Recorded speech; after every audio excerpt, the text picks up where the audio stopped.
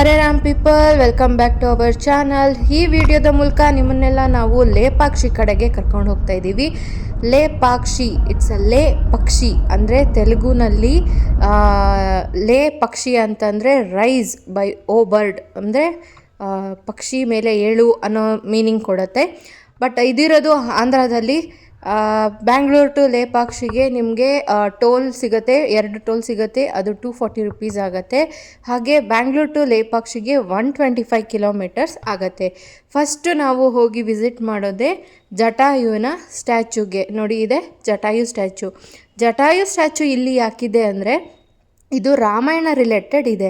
Because ಸೀತೆನ Ravana ಎತ್ಕೊಂಡು ಹೋದಾಗ ಸರ್ಚಿಂಗಲ್ಲಿ ರಾಮನಿಗೆ ಜಟಾಯು ಸಿಗೋ ಪ್ರದೇಶ ಇದೆ. ಹಾಗಾಗಿ ಜಟಾಯುನ ಸ್ಟ್ಯಾಚ್ಯೂ ಇಲ್ಲಿದೆ. ನಮಗೆ ಇನ್ನೊಂದೇನೆಂದರೆ ಇಲ್ಲಿ ನಾವು ಬೆಟ್ಟ ಹತ್ಕೊಂಡು ಹೋಗ್ತೀವಿ ಹೊರತು ಜಟಾಯುವಿನ ಹತ್ತಿರ ಹೋಗಲಿಕ್ಕೆ ಆಗೋದಿಲ್ಲ.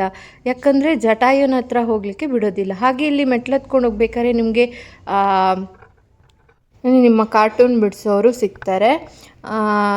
ಇದು ನೋಡಿ, ಆಪೋಸಿಟ್ ಇರೋದು ಜಟಾಯುವಿನ ಸ್ಟ್ಯಾಚ್ಯೂ ಇರೋದು. ಇದು ನಾವು ಈಗ ಮೇಲೆ ಬಂದಿದ್ದೀವಿ, ಆಪೋಸಿಟ್ ಬೆಟ್ಟದಲ್ಲಿ ಇರ್ತೀವಿ. ಸೊ ಇದು ಕೆಳಗಡೆ ಕಾಣಿಸ್ತಾ ಇರೋದು. ಇದರ ಆಪೋಸಿಟೇ ನಿಮಗೆ ದೇವಸ್ಥಾನ ಸಿಗುತ್ತೆ, ನಂದಿ ಸಿಗುತ್ತೆ. ಸೊ ಇದು ಬಂದು ವಿಜಯನಗರ ಎಂಪೈರ್ ಕಾಲದಲ್ಲಿ ವೀರಣ್ಣ ಹಾಗೆ ವಿರೂಪಣ್ಣ ಅನ್ನೋ ಬ್ರದರ್ಸು ಆರ್ಕಿಟೆಕ್ಟ್ ಮಾಡಿರೋ ಟೆಂಪಲ್ ಇದು. So this is a very unique temple. ನೋಡಿ, ಇಲ್ಲಿ ಕಾಣ್ತಿದ್ದಾರೆ, ಅದು ವೀರಭದ್ರೇಶ್ವರ ಸ್ವಾಮಿ ಟೆಂಪಲ್ ಅದು.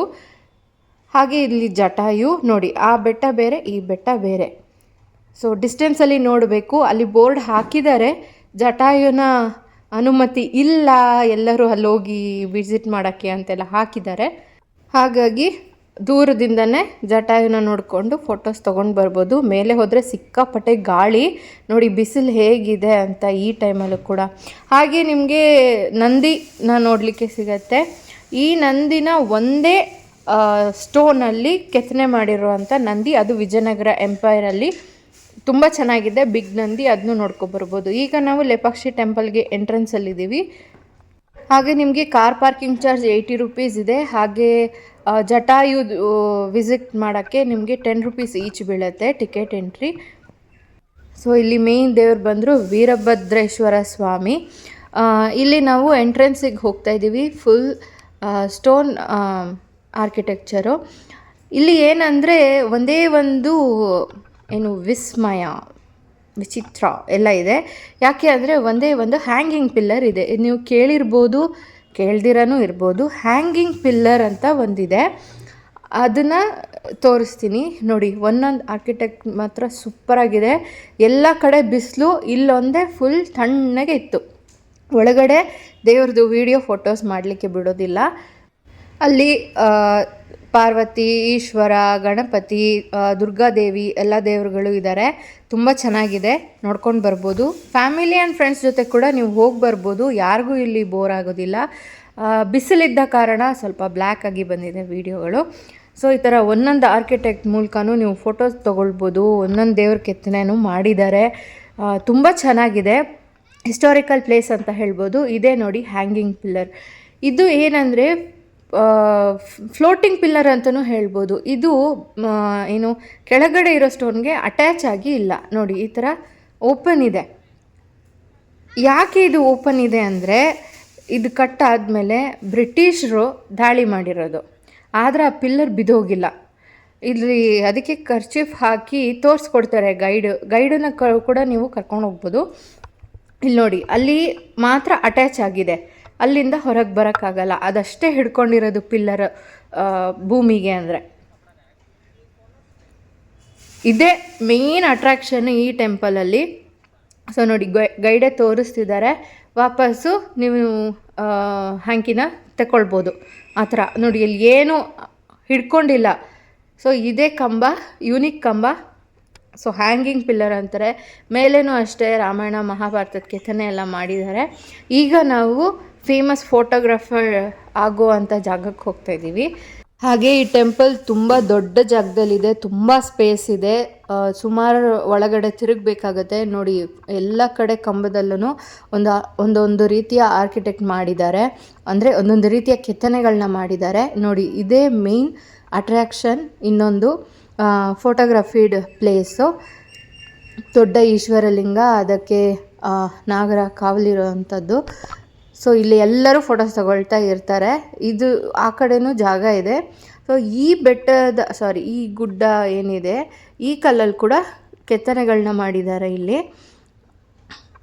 ಈಶ್ವರಲಿಂಗಕ್ಕೆ ಪೂಜೆ ಮಾಡ್ತಾ ಇರೋದು, ಹಾಗೆ ಗಣಪತಿಯ ಕೆತ್ತನೆ. ಸೊ ಕೆಲವುದೆಲ್ಲ ಸ್ವಲ್ಪ ಸ್ವಲ್ಪ ಡ್ಯಾಮೇಜ್ಡ್ ಆಗಿದೆ, ಕಂಬ ಎಲ್ಲ ಚಿಕ್ಕದಾಗಿ. ಹಾಗೆ ಇಲ್ಲೂ ಅಷ್ಟೇ, ಇಲ್ಲಿಂದ ಈ ಟೆಂಪಲಿಂದ ನೋಡ್ಬೋದು. ನಾವೀಗ ಜಟಾಯುನ ಏನು ನೋಡ್ಕೊಂಡು ಬಂದ್ವಿ ಅದನ್ನು ಈ ಟೆಂಪಲಿಂದ ಕೂಡ ನಾವು ನೋಡ್ಬೋದು. ಇದೆಲ್ಲ ನೋಡಿ ಹಾಫ್ ಆಗಿರೋ ಕಂಬಗಳು, ಇದೆಲ್ಲ ಹಾಗೇ ಇದೆ. ಇಲ್ಲಿ ಏನು ನಡೀತಿತ್ತು ಗೊತ್ತಿಲ್ಲ ಮುಂಚೆ.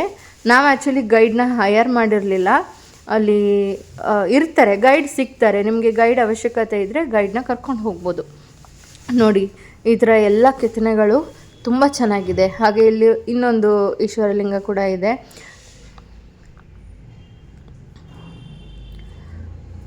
ಬಟ್ ಏನಂದರೆ ಎಲ್ಲರಿಗೂ ಇಷ್ಟ ಆಗುವಂಥ ದೇವಸ್ಥಾನ, ಹಾಗೆ ನಿಮಗೆ ಒಂದು ಟ್ರಿಪ್ ಕೂಡ ಆಗುತ್ತೆ. ಇಲ್ಲಿ ಈಗ ನೋಡ್ತಾ ಇರೋದು ನಾವು ಆಂಜನೇಯನ ಕೆತ್ತನೆ. ಇದೆಲ್ಲ ನೋಡಿ, ನೀವು ಫೋಟೋ ಶೂಟ್ ಮಾಡೋಕ್ಕೆ, ವಿಡಿಯೋ ಶೂಟ್ ಮಾಡೋಕ್ಕೆ ಎಲ್ಲ ಇದನ್ನು ಯೂಸ್ ಮಾಡ್ಕೊಳ್ಬೋದು. ತುಂಬ ಜಾಗ ಇದೆ. ಹಾಗೆ ಇಲ್ಲಿ 2 ಮರಗಳು ಕೂಡ ಇದ್ದಾವೆ, ಅಲ್ಲೂ ಕುತ್ಕೊಳ್ಬೋದು. ಬಿಸಿಲಿದ್ರೆ ನಿಮಗೆ ತಿರ್ಗ್ಲಿಕ್ಕೆ ಜಾಗ ಆಗುತ್ತೆ. ಇಲ್ಲಿ ಈಗೇನು ಹೋಯಿತು, ಅಲ್ಲಿ ಎದುರುಗಡೆ ಒಂದು ಇದರಲ್ಲಿ ಮತ್ಸ್ಯನ ಕ್ರಿಯೇಟ್ ಮಾಡಿದ್ದಾರೆ, ಅಂದರೆ ಕೆತ್ತನೆ ಮಾಡಿದ್ದಾರೆ ಒಂದು ಕಲ್ಲಲ್ಲಿ. ನೋಡಿ ಇಲ್ಲೇ ಕುತ್ಕೊಳ್ಬೋದು. ರುಬ್ಬೋ ಕಲ್ಲೆಲ್ಲ ಇದೆ, ಸುಮಾರೆಲ್ಲ ಇದೆ. ಸೊ ಅಲ್ಲಿಗೆ ಈ ಆರ್ಕಿಟೆಕ್ಟ್ನ ಲೇಪಾಕ್ಷಿ ಏನಿದೆ ಇದು ಮುಗಿಯುವಂಥದ್ದು, ಇಲ್ಲಿಗೆ ಕ್ಲೋಸ್ ಆಗುತ್ತೆ. ಸೊ ನಿಮಗೆ ವಾಶ್ರೂಮ್ ಅವೈಲೇಬಿಲಿಟಿ ಕೂಡ ಇದೆ, ಏನೂ ತೊಂದರೆ ಇಲ್ಲ. ಫುಡ್ಡನ್ನು ಮಾತ್ರ ಇಲ್ಲಿಂದ ಎಕ್ಸಿಟ್ ಆದಮೇಲೆ ಮಾಡ್ಕೊಳ್ಬೇಕಾಗತ್ತೆ, ಹತ್ತಿರದಲ್ಲಿ ಎಲ್ಲೂ ಸಿಗಲ್ಲ. ಹಾಗೆ 2 ಕಡೆ ವಾಶ್ರೂಮ್ ಇದೆ. ಜಟಾಯು ಹತ್ರನೂ ವಾಶ್ರೂಮ್ ಇದೆ, ಲೇಡೀಸು ಹೋಗ್ಬೋದು, ಏನೂ ತೊಂದರೆ ಇಲ್ಲ. ಹಾಗೆ ಈ ವಿಡಿಯೋ ನಿಮಗೆ ಇಷ್ಟ ಆಗಿದ್ದಲ್ಲಿ ಪ್ಲೀಸ್ ಲೈಕ್, ಶೇರ್, ಸಬ್ಸ್ಕ್ರೈಬ್ ಮಾಡಿ. ಹಾಗೆ ಬೆಲ್ ಐಕಾನ್ನ ಪ್ರೆಸ್ ಮಾಡಿ. ಮತ್ತು ಜಕ್ಕೂರ್ ಹತ್ರ ಹೋಗಬೇಕಾದ್ರೆ ನಿಮಗೆ ಫ್ಲೈಟ್ ಟೇಕ್ ಆಫ್ ಆಗೋದು, ಲ್ಯಾಂಡ್ ಆಗೋದು ಕೂಡ ಕಣ್ಣಿಗೆ ಕಾಣಿಸುತ್ತೆ, ನೀವು ಆ ಟೈಮಿಗೆ ಸರಿಯಾಗಿ ಹೋದರೆ ಮಾತ್ರ. ಸೊ ಅಲ್ಲಿಗೆ ನೆಕ್ಸ್ಟ್ ವಿಡಿಯೋದೊಂದಿಗೆ ಮುಂದಿನ ಸಲ ಸಿಗ್ತೀವಿ. ಅಲ್ಲಿವರೆಗೂ take care. Thank you for watching and thank you for supporting us. Lepakshi ಆಗಿರೋದು 16th ಸೆಂಚುರಿಯ ಟೆಂಪಲ್. ಹಾಗೆ ಅಲ್ಲಿ ಹೋದರೆ ನಿಮಗೆ ನಿಯರ್ ಬೈ ಪ್ಲೇಸಸ್ ಕೂಡ ವಿಸಿಟ್ ಮಾಡೋಕ್ಕೆ ಸಿಗುತ್ತೆ. ಇಶಾ ಫೌಂಡೇಶನ್ಗೆ ಹೋಗ್ಬೋದು, ಭೋಗನಂದೀಶ್ವರ ಟೆಂಪಲ್ಗೆ ಹೋಗ್ಬೋದು, ಗುಡಿ ಬಂಡೆ ಫೋರ್ಟ್ಗೂ ಹೋಗ್ಬೋದು. Thank you for watching.